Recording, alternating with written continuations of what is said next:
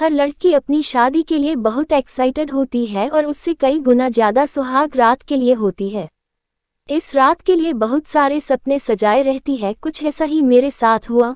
मेरी शादी हुए आज 3 दिन हो गए थे, मगर मेरा पति मेरे कमरे में सोने की बजाय मेरी ननंद के कमरे में सोता था। मैं पूछती तो कहता कि मेरी बहन को एक बीमारी है, रात होते ही उसको दौरे पड़ते हैं और वह अपनी जान लेने की कोशिश करती है। एक रात अचानक मैं अपनी नंद के कमरे में गई तो मेरे पैरों तले से जमीन निकल गई, क्योंकि वहां तो मेरी नंद। आज मेरी शादी थी और हर लड़की की तरह मेरे दिल में भी हजारों अरमान थे, और मैं बस यही चाहती थी कि मेरा पति बहुत प्यार और मोहब्बत करने वाला हो, इज्जत करने वाला हो। पार्लर में जब मैं दुल्हन बनकर तैयार हुई थी और खुद को शीशे में देखा तो खुद को पहचान नहीं पाई थी। दिल से बेसाख्ता दुआ निकली थी कि काश मेरा पति मुझे पसंद करे और मुझे पूरी जिंदगी इज्जत, सम्मान और मोहब्बत के साथ रखें। पार्लर वाली ने जब मुझे तैयार कर दिया तो कहा, आज तो तुम बहुत ही खूबसूरत लग रही हो, तुम्हारा पति तुम्हें देखते ही अपने होश खो देगा, तुम्हारा दीवाना हो जाएगा। और यह सुनकर मैं शर्मा गई। मैं पार्लर से अपनी सहेलियों के साथ मैरिज हॉल की तरफ जा रही थी। जब गाड़ी सिग्नल पर रुकी, मैंने टाइम पास के लिए इधर उधर देखना शुरू किया। जब मैंने सामने वाली कार में देखा तो मुझे बहुत ज्यादा हैरत हुई। हमारे बगल में जो गाड़ी खड़ी थी उसमें एक लड़का और एक लड़की बैठे हुए थे। हैरानी वाली बात यह नहीं थी कि लड़का लड़की बैठे थे, बल्कि यह थी कि वह लड़की मेरी नंद थी। मेरी नंद को तो इस वक्त मैरिज हॉल में होना चाहिए था, क्योंकि मुझे मेरी माँ ने फोन करके बताया था कि बारात आ चुकी है। तो यह इस वक्त इस लड़के के साथ यहाँ क्या कर रही है? और फिर यह लड़का कौन है? मेरी ननंद ने उस वक्त जीन्स टी शर्ट पहन रखी थी और जिस तरह आराम से बैठी थी, उससे साफ पता लग रहा था कि मेरी नंद को शादी में आने का कोई इरादा नहीं है। मैं हैरत से आंखें फाड़े उस गाड़ी की तरफ देख रही थी। तभी अचानक सिग्नल खुला। मुझे लगा शायद उसने भी मुझे देख लिया है, क्योंकि अब वह गाड़ी दूसरी तरफ मुड़ गई थी। मैं बहुत परेशान हो गई थी। इसी तरह खुद से उलझती हुई मैरिज हॉल पहुंची। बारात आ चुकी थी। पूरा मैरिज हॉल भरा हुआ था। शादी की रस्में शुरू हो चुकी थी। सारा वक्त मैं अपनी नंद को तलाश करती रही थी, मगर वह मुझे कहीं नजर नहीं आई थी। इसका मतलब तो यही था कि मेरी नजरों का वह धोखा नहीं था। मैंने सच में ही उसे देखा था। जब मेरी शादी हो गई तो मैंने अपने पति से कहा, अपनी बहन को तो बुलाए, मुझे मुबारकबाद भी नहीं दी उसने। मेरा पति कहने लगा, अच्छा मैं उसे तलाश करके लाता हूँ, यही कहीं मेहमानों में बैठी होगी। मुझे पूरा विश्वास था कि वह नहीं मिलेगी, मगर मेरी तो हैरत की हद न रही जब पति के साथ उसे आते देखा। उस वक्त वह कोई और लड़की लग रही थी। सुंदर सा लहंगा पहने, हाथों में मैचिंग चूड़ियां और फुल मेकअप। ऐसा लग रहा था कि उस गाड़ी में यह थी या कोई और। लेकिन मेरे दिल में शक तो था, लेकिन यह सही वक्त नहीं था कि मैं अपनी तरफ से अपनी नंद से सवाल जवाब करती। इसलिए मुस्कुराकर उससे मिलने लगी, लेकिन शक मेरे दिल में बैठ चुका था। जब विदाई होने लगी तो मेरी ननंद कहने लगी, भाई आप भाभी के साथ एक गाड़ी में चले जाएं, मैं दूसरी कार में आ जाती हूँ। इससे पहले मेरी ननंद दूसरी गाड़ी की तरफ बढ़ती, मेरे पति ने जल्दी से उसका हाथ पकड़कर उसी गाड़ी में बिठा दिया और कहने लगे, तुम जानती हो ना, 2 मिनट भी मेरी नजरों से तुम दूर नहीं हो सकती। अगर तुम मुझसे दूर हो जाती हो तो मुझे तुम्हारी चिंता होने लगती है। मेरी नंद मुस्कुराते हुए गाड़ी के अंदर बैठ गई। मैं उन दोनों बहन भाइयों की आंखों ही आंखों में होने वाली बातों को समझने की कोशिश कर रही थी कि आखिर उन दोनों के बीच क्या चल रहा है, मगर मैं अपनी कोशिश में नाकाम रही। गाड़ी घर के आगे रुकी। मेरी नंद ही मुझे कमरे में छोड़ने आई। मुझे बेड पर बैठाकर कहने लगी, भाई को आज की रात इस कमरे से बाहर मत निकलने देना, वरना बहुत पछताओगी। उसके अजीबोगरीब बात पर मैं दंग रह गई, लेकिन कुछ बोल ना सकी, बस चुप रह गई और सोचने लगी, इसका दिमाग खराब है। भला शादी की पहली रात कोई पति अपनी पत्नी को छोड़कर कहाँ जाएगा। वह मुझे अजीब से अंदाज में देखते हुए चली गई। थोड़ी देर में मेरा पति अंदर आ गया। वह बहुत जल्दी में था। उसने कमरे में आते ही अलमारी से एक डिब्बी निकाली और मुझे देकर कहने लगा, इसमें तुम्हारी मुंह दिखाई का गिफ्ट है, मैं अभी जा रहा हूँ, सुबह बात करते हैं। वह बात खत्म करके जा चुका था और मैं सदमे की हालत में बैठी रह गई। यह सब आनन फानन में हुआ था और मुझे कुछ कहने का मौका भी नहीं मिला था। मुझे अचानक ही अपनी नंद की बातें याद आई। उसने कहा था कि अपने पति को अपने पास रखना, कहीं बाहर मत जाने देना। उसका मतलब तो यही था कि उसे मालूम था कि आज की रात भी मेरा पति बाहर जाने वाला है, वह मेरे साथ रात नहीं बिताने वाला। यह सब सवाल मेरे दिमाग में आते चले गए और यह सब सवाल मेरे दिमाग में शक भी पैदा कर रहे थे, मेरे साथ कुछ गलत तो नहीं होने वाला। मैं इस परिवार को अभी ठीक से जानती तक भी नहीं थी, नंद से भी बस 2-4 मुलाकात ही हुई थी और मैं उसको अभी तक समझ नहीं पाई थी। दूसरी तरफ अनिकेत था, उसे तो मेरे पास बैठना चाहिए था। आज तो हमारी सुहाग रात थी, मुझसे प्यार मोहब्बत की बातें करता, जबकि वह तो मुझे छोड़कर ना जाने कहाँ जा चुका था। यह शादी रिश्ते कराने वाली मेरी एक मौसी ने कराई थी। मेरी माँ चाहती थी कि मेरी शादी किसी ऐसी जगह पर हो जहाँ ससुराल वालों का झंझट ना हो। जानने वाले में तो मेरे जोड़ का रिश्ता नहीं था और आसपास से जो लोग रिश्ते के सिलसिले में आते थे उन्हें मेरी माँ खुद मना कर देती थी। कहती मैं अपनी बेटी की शादी ऐसे खानदान में करूँगी जहाँ लड़का अकेला हो ताकि मेरी बेटी राज करे। मेरी माँ ने खुद 20 साल तक जॉइंट फैमिली में गुजारे थे और वहाँ रोज लड़ाइयाँ ही होती थी। मेरी दादी और मेरी ताई चाची ने मेरी माँ का जीना दूभर कर रखा था। हम जितने साल उस घर में रहे हमें दिमागी आराम नहीं मिल सका था। कभी बुआ पहुंच जाती तो कभी चाची या फिर ताई जी, जरा जरा सी बात पर घर में हंगामा मच जाता था। इससे बचने के लिए ही मेरी माँ ने मेरे पापा पर जोर डाला कि अलग घर ले ले, लेकिन मेरे पापा अपनों से अलग होना नहीं चाहते थे। यहाँ तक कि एक दिन उन्होंने खुद उस घर से निकलने का फैसला कर लिया। उस दिन मेरी बड़ी बहन की शादी सिलसिले में कुछ लोग आए थे और यह बात चाची और ताई को गवारा नहीं थी। उन्होंने जानबूझकर घर में लड़ाई शुरू कर दी और ऊंची आवाज में मेरी बहन पर झूठे इल्जाम लगाने लगे। वह लोग अच्छे खाते पीते लोग थे और हमारी बहुत ख्वाहिश थी कि दीदी की शादी वहां पर हो जाए, मगर उन लोगों ने यह कहकर इनकार कर दिया कि उनको हमारे घर का माहौल पसंद नहीं आया। उस दिन मेरे पापा को एहसास हुआ कि अलग घर लेकर ही रहना ज़्यादा ठीक रहेगा। फिर हम लोग किराए के मकान में शिफ्ट हुए। कुछ समय बाद मेरी दीदी की शादी हुई, मगर वह भी भरे पूरे खानदान में गई थी। बेचारी हर वक्त तो अपने ससुराल वालों के रोना रोती रहती और कूदती रहती थी।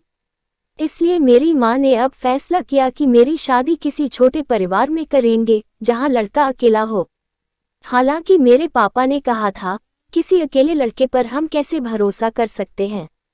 माँ बाप होते हैं, भाई बहन होते हैं तो लड़का उनकी नज़रों में होता है और उसके बिगड़ने के चांस कम होते हैं, लेकिन अकेला लड़का जल्दी बहक जाता है और गलत कामों में पड़ जाता है। ऐसे ही हम किसी अकेले अनजान लड़के को अपनी लड़की नहीं सौंप सकते। लेकिन मेरी माँ ने जो सोच लिया था वह सोच लिया था, वह पूरा करना चाहती थी। बहुत मुश्किल से यह रिश्ता मिला था। लड़के की सिर्फ एक ही बहन थी और वह अच्छे खाते पीते लोग थे। माँ को यह रिश्ता बहुत पसंद आया, इसलिए रिश्ते वाली से कहा जो भी हो मेरी बेटी का वहीं पर रिश्ता पक्का कराओ। नसीब में यही था, इसलिए यही शादी हो गई। मैंने अपनी माँ से भी कहा था कि अनजान लोग हैं इसलिए अच्छी तरह पता करवा ले, मगर मम्मी ने कहा कि मैंने सब पता करवा लिया है, लड़का बहुत ही अच्छा है। अब मैं सोचकर परेशान हो रही थी कि शादी की पहली रात मुझे अनिकेत यूं छोड़कर कहाँ चला गया। ऐसा तो तभी होता है जब दूसरे किसी गलत काम में पड़ा हुआ हो, यानी कि पति का कहीं दूसरी औरत से चक्कर हो। सारी रात मेरी परेशानी में गुजरी। मैं अपने पति का इंतजार करती रही लेकिन वह नहीं आया। सुबह 6 बजे मैंने सोचा कि अपनी नंद से जाकर पूछती हूँ, उसे तो जरूर पता होगा कि उसका भाई कहाँ है। मैंने अपनी नंद के कमरे के दरवाजे पर दस्तक दी और यह देखकर मेरे चेहरे का रंग उड़ गया कि दरवाजा तो मेरे पति अनिकेत ने खोला था। मैं एकदम चौंक गई। वह अपने बहन के कमरे में क्या कर रहा था? मेरे चेहरे के एक्सप्रेशन एकदम से बदल गए थे। मैं गुस्से में बिना कुछ कहे अपने कमरे में चली आई।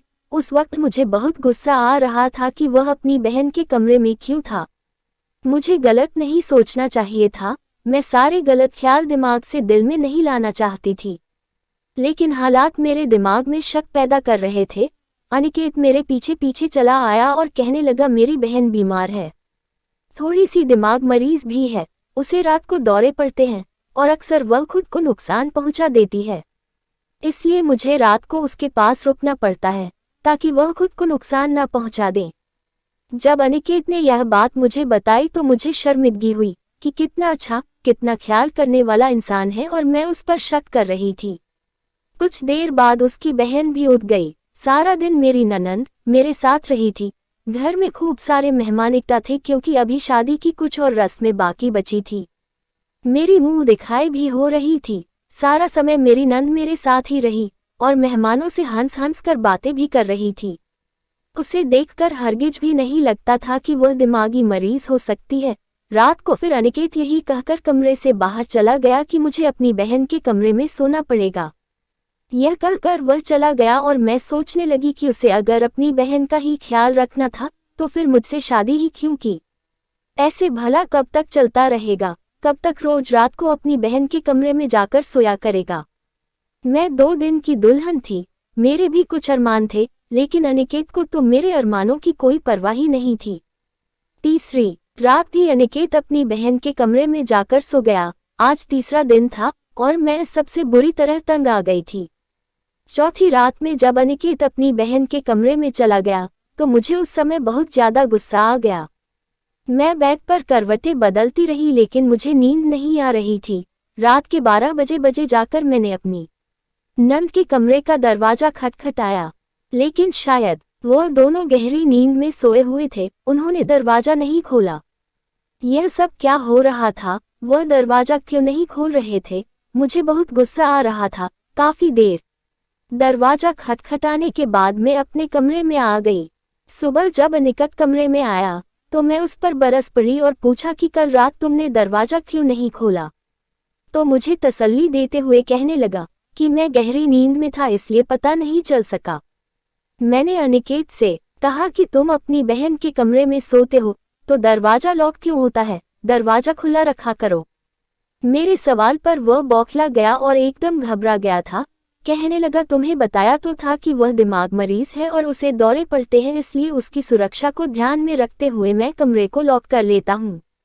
लेकिन मैं किसी भी तरह अनिकेत का पीछा छोड़ने को तैयार नहीं थी। मैंने कहा तुम्हें यही डर है ना, तो मैं तुम्हारी बहन के साथ सो जाया करूंगी, उसका ख्याल रखूंगी, तुम अपने कमरे में रहो। मेरा ऐसा कहने पर अनिकेत का मुंह खुला का खुला रह गया। उसके पास अब कुछ कहने के लिए बचा ही नहीं था। तभी अचानक बोला जब तक मेरी बहन ठीक नहीं हो जाती मैं किसी को भी उसके पास या उसको किसी के पास नहीं रहने दे सकता।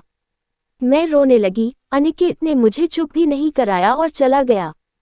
थोड़ी देर बाद मेरी ननंद मेरे कमरे में आई और मुझे चुप कराने लगी और कहने लगी मैंने तो रात भाई को बोला था कि भाभी दरवाजे पर दस्तक दे रही है, दरवाजा खोल दे, मगर भाई ने ही मना कर दिया। मेरी नंद बहुत डरी हुई लग रही थी। मैंने पूछा क्या तुम्हें रात को दौरे पड़ते हैं इसीलिए तुम्हारा भाई तुम्हारे कमरे में सोता है? मेरी बात सुनकर उसके चेहरे पर हैरानी के रंग दिखने लगे थे। मुझसे कुछ कहना चाहती थी लेकिन उसने कुछ कहा नहीं और रोती हुई अपने कमरे में चली गई। उसका यह रवैया मुझे बिल्कुल भी समझ में नहीं आया था। ऐसा क्या राज था? मेरा पति घर पर ही था, मेरे साथ रहने की बजाय हर समय साए की तरह अपनी बहन के पीछे पीछे ही था। यहाँ तक कि मेरे एक दोस्त ने मुझे और अनिकेत को एक पार्टी में बुलाया तो अनिकेत कहने लगा कि तुम अकेली चली जाओ और अगर मेरा जाना इतना ही जरूरी है तो मेरी बहन भी साथ जाएगी। मुझे बहुत ज्यादा हैरत हुई, लेकिन मैंने सोचा चलो कोई बात नहीं, इसकी बहन को भी साथ ले जाते हैं। लेकिन मेरी ननंद तो जाने के लिए तैयार ही नहीं थी। मेरी ननंद ने मुझे इशारा भी किया कि मुझे साथ लेकर ना जाए, भाई के साथ चली जाओ। मैंने अनिकेत को बहुत समझाने की कोशिश की लेकिन अनिकेत नहीं माना और उसे साथ लेकर ही पार्टी में गया। मैंने महसूस किया था कि मेरी नंद मेरे पति से काफी डरती है और मैंने यह भी नोट किया था कि अनिकेत मेरी ननंद पर बहुत सख्ती करता है। उसके पास उसका अपना मोबाइल तक नहीं था और उसको घर से बाहर जाने की भी इजाजत नहीं थी। सारा दिन और सारी रात मेरा पति बस उसी के आगे पीछे घूमता रहता। मुझे तो जैसे उस घर में लाकर भूल ही गया था। एक दिन मैंने अनिकेत से कहा कि तुम्हारी बहन को दौरे पड़ते हैं तो चलो उसे किसी डॉक्टर के पास लेकर चलते हैं। अनिकेत कहने लगा तुम्हें चिंता करने की कोई जरूरत नहीं है, मैं उसको दवा खिला रहा हूँ, उसका इलाज चल रहा है। उस दिन दोनों बहन भाई कहीं गए हुए थे कि मुझे एकदम अपने नंद के कमरे की तलाशी लेने का ख्याल आया और उसके कमरे में गई तो ना तो कोई गोलियां मिली ना ही कोई रिपोर्ट। तो फिर मेरा पति मुझसे झूठ क्यों बोल रहा था कि उसका इलाज करवा रहा था? अगर ऐसा होता तो कमरे में कुछ हिस्सा जरूर मिलता जिससे यह बात साबित होती कि मेरी नंद को दौरे पड़ते हैं। अब मुझे अनिकेत पर शक होने लगा था। डॉक्टर के पास ले जाने वाली बात भी अनिकेत ने नहीं मानी थी। मैं सोचने लगी अब मुझे क्या करना चाहिए। मैंने उसके कमरे की चाबी छुपा ली और कमरे में आ गई। वह दोनों शाम को वापस आए। मेरे पति ने आते ही मुझसे कहा, अब तुम्हारी परेशानी बहुत जल्दी खत्म होने वाली है, बस कुछ ही दिनों की बात है। मेरी नंद के चेहरे को देखकर ऐसा लग रहा था जैसे वह रोती रही है। रात को फिर अनिकेत अपनी बहन के कमरे में चला गया, लेकिन मैंने सोच लिया था कि मैं सारी सच्चाई जानकर रहूंगी। आखिर मेरे पति और मेरी ननंद बंद कमरे में अकेले करते क्या है? चाबी तो मैंने छुपा ही ली थी। मैंने जल्दी से चाबी निकाली। रात के 2 बज रहे थे। मैं जल्दी से कमरे का लॉक खोलकर अंदर चली आई। सामने का मंजर देख मेरी ऊपर की सांस ऊपर और नीचे की नीचे रह गई। मैंने देखा कि मेरे पति ने मेरी नंद को रस्सियों से बांध रखा है और उसका सर अपने कंधे पर लेकर सो रहा है। मेरी ननंद शायद जाग रही थी। मुझे देखकर इशारा करके बाहर जाने को कहा। मैं उसे देखकर दंग रह गई थी। मैं अनिकेत को जगाकर पूछना चाहती थी यह सब क्या है, मगर जब मेरी ननंद ने मेरे सामने हाथ जोड़ दिए तो मैं बाहर आ गई। अपनी नंद की हालत देखकर मैं सदमे में आ गई थी। अब तो मुझे मेरी ननंद दिमागी मरीज नहीं लग रही थी, बल्कि अनिकेत दिमागी मरीज लग रहा था। पूरी रात मुझे नींद नहीं आई। मेरे दिमाग में हजारों सवाल चल रहे थे।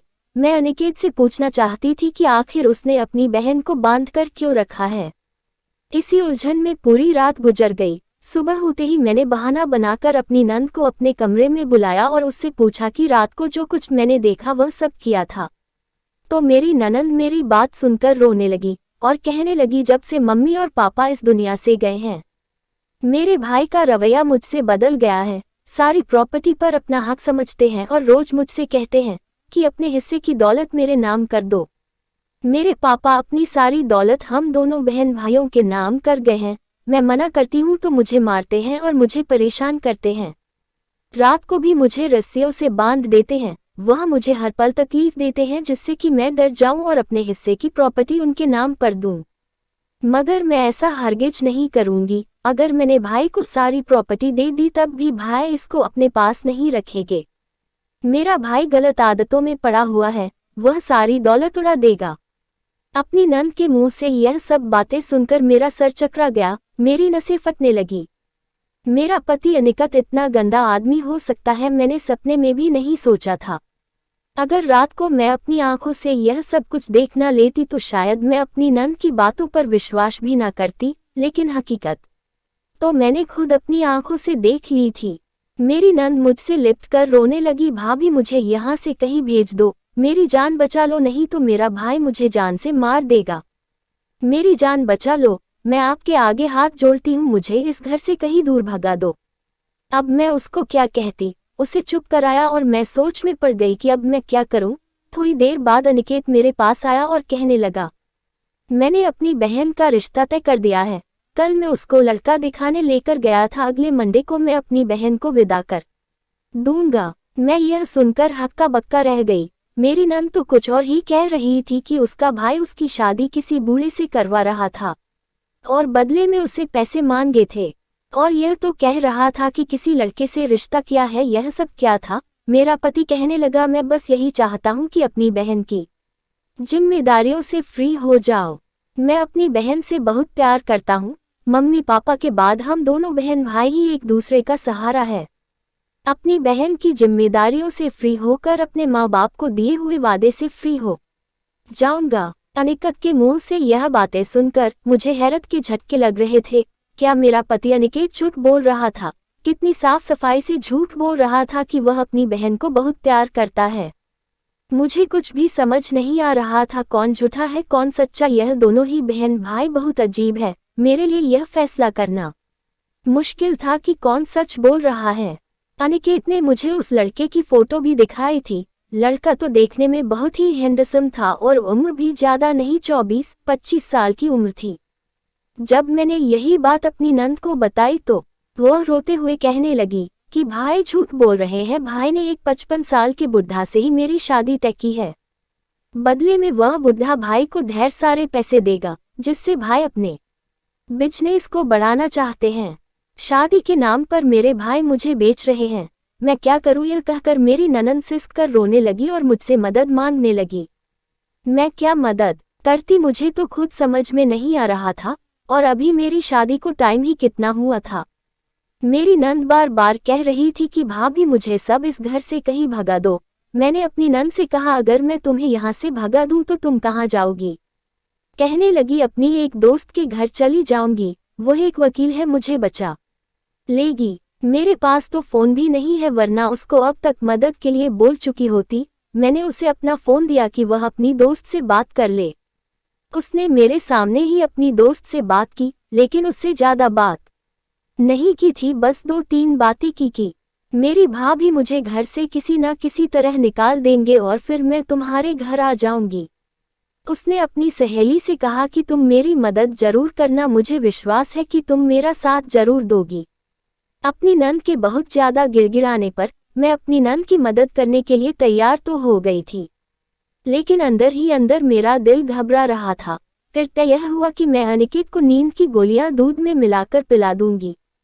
अनिकेत के सोने के बाद किसी बहाने उस रात को अपनी गाड़ी में छुपाकर उसकी दोस्त के घर पर छोड़ दूंगी, क्योंकि ड्राइवर को भी अनिकेत ने सख्त आदेश दे रखे थे कि मेरी बहन कहीं भी बाहर नहीं जाने पाए। रात में मैंने अनिकेत के दूध में नींद की गोलियां मिला दी। दूध पीते ही आधे घंटे के अंदर ही अनिकेत सो चुका था। हमारे पास यही मौका था। मैंने अपनी नंद से कहा कि तुम जाकर कार की पिछली सीट पर छुप जाओ।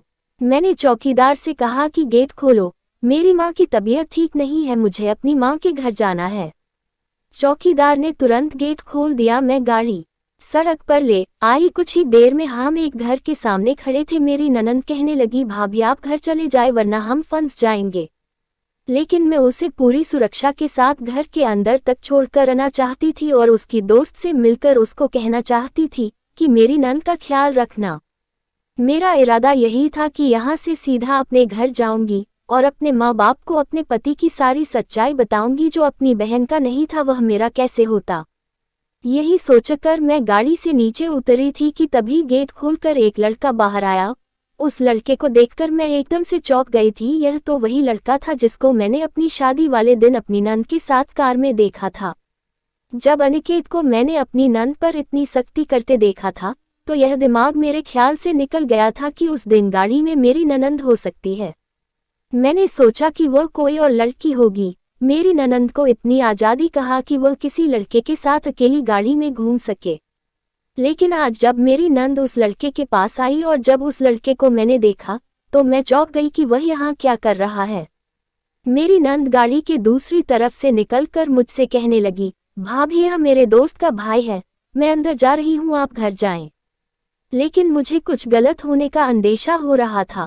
मैंने एकदम फैसला किया और अपनी नंद से कहा, गाड़ी में बैठो, हम वापस जा रहे हैं। लेकिन मेरे सिर पर आसमान गिर पड़ा जब मेरी ननंद ने मेरा हाथ जोर से झटका और भागकर उस लड़के के पास जाकर खड़ी हो गई और कहने लगी, सॉरी भाभी, मगर अब मैं वापस नहीं जा सकती। मैं इस लड़के को पसंद करती हूँ और उसी के खातिर झूठ बोलकर आपको यहाँ लाई हूँ। अभी शायद मेरी ननंद कुछ और भी कहती, लेकिन उस लड़के ने मेरी ननंद को अपने पीछे किया और मेरी तरफ आते शैतानी हंसी हंसकर बोला, मगर मुझे तो तुम्हारी भाभी पसंद आ गई है, एक के साथ एक फ्री। मैं उस लड़के की बातें सुनकर घबरा गई। मेरी नंद भी एकदम चौंकी थी। वह लड़का उसी शैतानी हंसी के साथ बोला, मैं तो तुम्हारे लिए तड़प रहा था कि कब तुम आओ और मेरी प्यास बुझाओ, मगर अब देखो, अब तो तुम्हारे साथ साथ तुम्हारी भाभी भी फंस गई। इतनी देर में मैं गाड़ी से नीचे उतर आई थी और अपनी नंद का हाथ पकड़कर उसे गाड़ी में बिठाने लगी थी कि तभी उस लड़के ने मेरा हाथ पकड़ लिया और मुझे घर के अंदर खींचने लगा। मेरी नंद ने गुस्से में आकर उसके मुंह पर एक थप्पड़ मार दिया और कहा, धोखेबाज, तुमने मुझे धोखा दिया, तुम्हारी खातिर मैंने अपने इतने प्यार करने वाले भाई को धोखा दिया। जैसे ही मेरी ननंद ने उस लड़के को थप्पड़ मारा तो उस लड़के ने फोन करके 2 और लड़कों को बुला लिया। मुझे उन लोगों के इरादे खतरनाक लग रहे थे। मैंने यहाँ आकर बहुत बड़ी गलती कर दी थी। वह मुझे और मेरी नंद को खींचकर अंदर ले जा ही रहे थे कि उसी वक्त पुलिस के सायरन बजने लगे। पुलिस के साथ साथ अपने पति को आते देखकर मैंने भगवान का धन्यवाद किया, जैसे मेरी जान में जान आ गई थी। पुलिस तुरंत उन लड़कों को पकड़ कर ले गई। मैं हैरान थी कि मेरे पति अनिकेत को तो मैंने नींद की गोलियां दे दी थी, फिर वह यहाँ कैसे आए।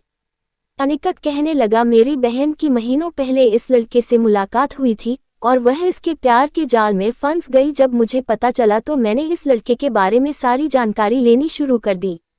अगर यह लड़का ठीक होता तो मैं अपनी बहन की शादी खुशी खुशी इस लड़के के साथ कर देता, लेकिन मुझे पता चला कि यह लड़का धोखेबाज है और करैक्टर का गिरा हुआ आदमी है। मैंने अपनी बहन को उस लड़के के बारे में सारी सच्चाई बताई, लेकिन मेरी बहन ने मेरा विश्वास नहीं किया, उल्टा उसकी बातों में आकर मुझ पर ही शक किया और घर से भागने की प्लानिंग करने लगी। तब तक मेरी शादी का दिन आ गया, इसलिए मैंने उस पर सख्ती की और उसको कमरे में बांधकर सोने लगा, क्योंकि यह दोबारा भागने की कोशिश कर चुकी थी और मैं नहीं चाहता था कि उस आवारा लड़के के हाथों यह अपनी जिंदगी बर्बाद कर ले। मैं अपनी बहन से बहुत प्यार करता हूँ और उसे बर्बाद होते नहीं देख सकता था। उसने तुम्हें जो कुछ भी बताया वह सब झूठ था। कल जब तुम दोनों प्लान बना रहे थे तो मैंने सुन लिया था और फैसला किया कि तुम लोगों को जो करना है तुम कर लो, ताकि तुम लोगों को सब कुछ समझ आ जाए। तुम सब कुछ अपनी आंखों से देख लो, हो सकता है ऐसा करने से ही मेरी बहन को अक्ल आ जाए, क्योंकि इंसान को जब तक ठोकर ना लगे वह बाज नहीं आता। इसलिए मैंने तुम लोगों को जाने दिया और वह गोलियों वाला दूध फेंक दिया था। मुझे यकीन था यहाँ कुछ ऐसा जरूर होगा, इसलिए मैं पुलिस को लिए तुम्हारे पीछे पीछे आ गया। यह सब कुछ सुनकर मैं शर्मिंदा हो गई थी। मेरी नंद भी सर झुकाए हुए आंसू बहा रही थी। वह हाथ जोड़कर कहने लगी, मुझे माफ कर दो भाई, इस लड़के की बातों में आकर अपना नुकसान करने चली थी। उसने मुझे धोखा दिया और मुझे आपके खिलाफ ही खड़ा कर दिया। मेरी नंद ने मुझसे भी माफी मांगी, मैंने और अनिकेत ने उसे माफ कर दिया, क्योंकि उसे एहसास हो गया था यही बहुत है। कुछ ही दिनों बाद हमने उसकी शादी कर दी। आज वह अपने घर में खुश है और मैं अपने पति अनिकेत के साथ खुश हूँ। मेरा पति अनिकेत एक अच्छा भाई होने के साथ साथ एक अच्छा पति भी है और साथ ही एक बहुत अच्छा इंसान भी है। ऐसे अच्छे इंसान किस्मत वालों को ही मिलते हैं और मैं बहुत किस्मत वाली थी कि अनिकेत जैसा पति मुझे मिला।